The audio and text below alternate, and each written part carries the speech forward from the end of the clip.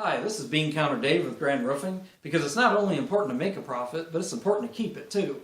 Now I want to point out that I'm not a CPA, I'm not an attorney, and you should run anything that you hear from me across your CPA or your attorney just to make sure that it's correct for you. So today let's talk about Section 179. Section 179 is all about depreciation.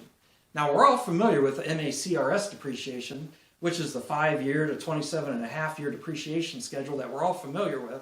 But Section 179 allows you to depreciate an item in 1 year. And the thing that's important about that is if you make a huge profit, you're going to have to pass all that profit along to your personal tax return. If you use Section 179, you can depreciate an item and offset your profits.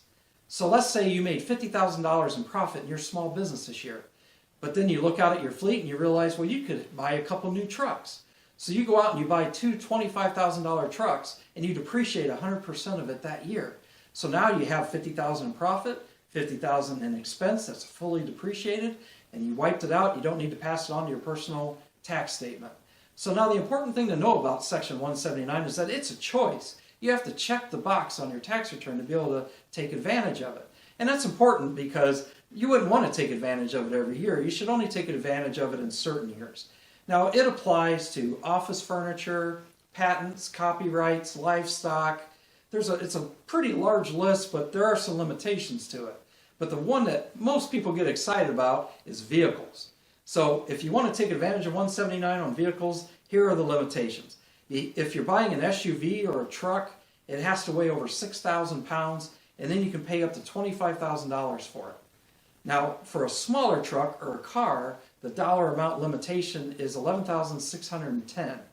Now, there are some exemptions to this because what the IRS is really trying to do is make sure that you're not using it for personal use. So the exemptions kind of go along with it. One of the exemptions is if you have a delivery van with no seats behind it, then that will be allowed where you could spend more than the $25,000 limit on it.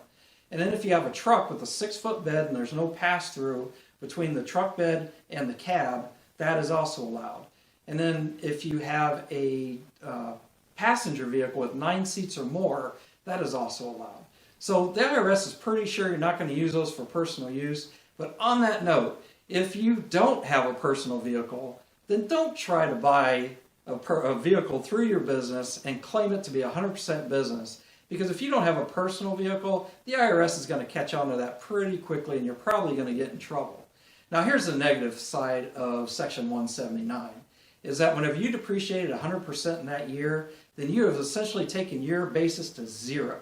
And if your basis is at zero, then if you go and sell that truck, you got to pay capital gains on the entire amount that you get from that truck. And if you trade it in, you're also going to have to pay capital gains on that amount.